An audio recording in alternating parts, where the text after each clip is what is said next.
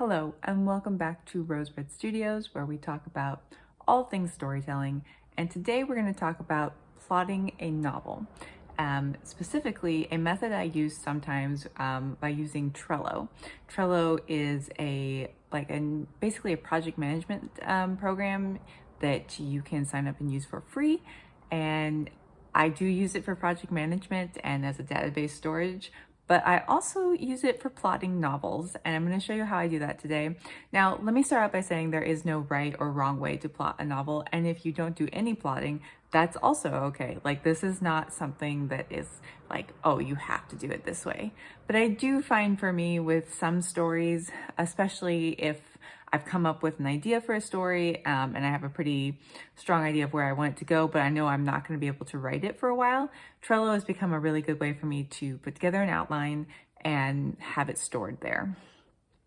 The way Trello works is you do get 5 boards for free before you have to sign up for a membership, which I have been going off of the 5-board system for a while now. I have yet to sign up for the paid membership. The only difference is that you cannot download the information.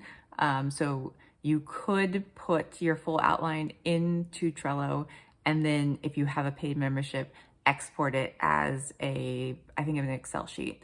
So you do need a paid account to do that. However, I've just never found a reason to need that yet.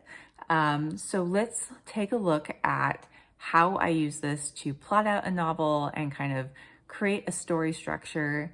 One of the best things about it is you can create a scene and then decide that that scene does not work where it is and just move it around. You can also look at your story as a whole and realize, oh, like I've been going a long time without any kind of action, so I need to slip an action scene in there.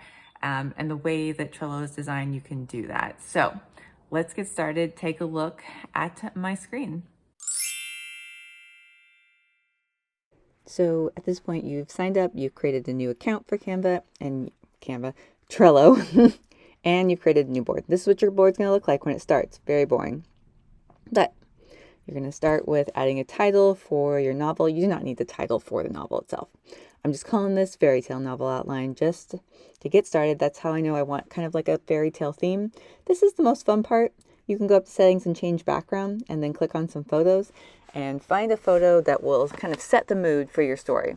I will confess this is just a lot of fun, but also it was nice to have a image that puts you in the mindset for the story. And they have so many images that you can use. You can always find one that really feels right for your story. So I'm just going to pick this one so it can transport me to a fairy tale world while I plot out this novel. Next thing you're going to do is add some lists. So you're just going to go up to this section, click on it. We're just going to call these lists outlines.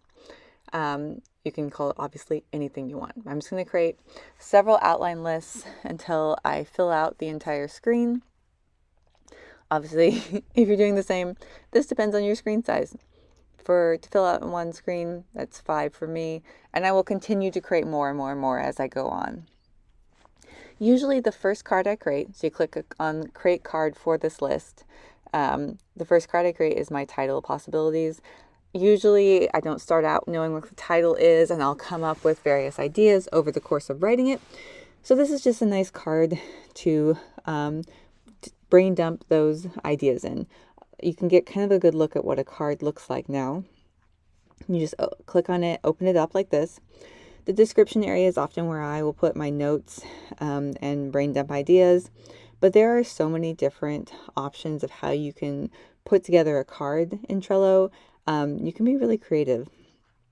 Also, this description, once you put something in and click save, you can go back and edit it anytime. So this is just kind of the place that I can do a lot of different ideas over the course of the novel, because I usually come up with it. But do explore all of these different options, because often you can create things that are really customized to you and your workflow.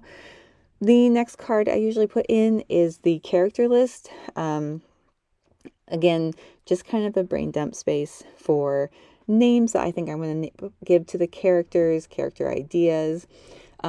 This is a really fun place to maybe drop in images of character or people you've seen, either pulling it from Canva or from Pinterest or whatever, that have inspired your characters, like what you think they look like. You can also add comments down here. Sometimes I'll do this to kind of like flesh out a character a little bit. Again, this is very, very basic. You can do a lot more with designing your characters and everything like that. You can also create a card for your world building. If you have more images that are inspiring you or ideas that are inspiring you, you can drop them as comments. You can label things. It's just a kind of an endless number of things you can do with a card. So definitely design them in a way that like suits you. Now from here on, I'm not going to really use the full capacity for a card. I'm mostly just using the title section to write out scene by scene what I see happening. And you can do it in a couple of ways. You can do what happens in this scene. You're not writing out dialogue or background in this title. You're just kind of writing the action. Again, you can open up the card and add more information if you want to like note down the description of the scenery, or you want to add something specific that's going to show up. You can open up the card and add more. But at this stage, I'm just writing very simple ideas of like either what's happening in this scene or what each character is doing in this scene. And again, I'm just going to fill the screen basically and add more and more cards and then go to the next one. So here's a look at a novel that I have gonna complete outline for words today. So you can see that that's one of the best functions is you can pick up a scene and just drag it somewhere else, which sometimes I do because this is like a chance to look at the novel as a whole.